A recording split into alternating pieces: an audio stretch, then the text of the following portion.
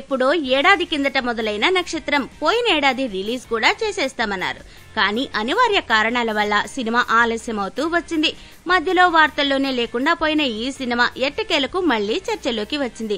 ఈ నెలలోనే సినిమాను రిలీజ్ చేయాలని చూస్తున్నారు. ఈలోపు ప్రమోషన్లకు శ్రీకారం చుట్టారు. నక్షత్రం టీజర్ సందీప్ కిషన్ పుట్టినరోజు సందర్భంగా ఈ రోజే లాంచ్ అయింది.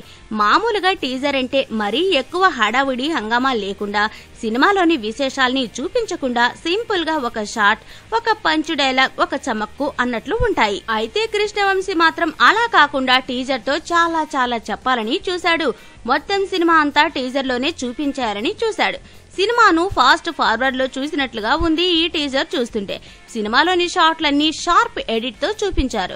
ఉద్యోగం లేకపోయినా యూనిఫామ్ వేసుకుని దేశానికి సేవ చేయాలనుకున్నా తప్పా సార్ అంటూ చివర్లో సందీప్ కిషన్ చెప్పే డైలాగ్ చూస్తే అతను పోలీస్ కాకపోయినా పోలీసులా డ్యూటీ చేస్తాడని అర్థమవుతోంది. సాయి ధరమ్ తేజ్ రియల్ పోలీస్ పాత్ర చేస్తున్నట్లున్నాడు. టీజర్ మొత్తంలో ఆకర్షించేది ఏనుగు మీద సందీప్ రెజినా రొమాన్స్ చేసే షాటే.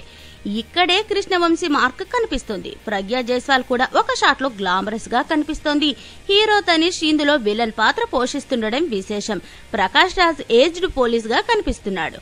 టీజర్ లుక్ చూస్తే ఏదో పాత సినిమా అన్న ఫీలింగ్ కలిగిస్తోంది. ఖడ్గం, డేంజర్, పైసా లాంటి కృష్ణవంశీ సినిమాల ఛాయలు కనిపిస్తున్నాయి. మరి ఈ సినిమా ప్రేక్షకులకు ఎలాంటి అనుభూతిని పంచుతుందో చూడాలి.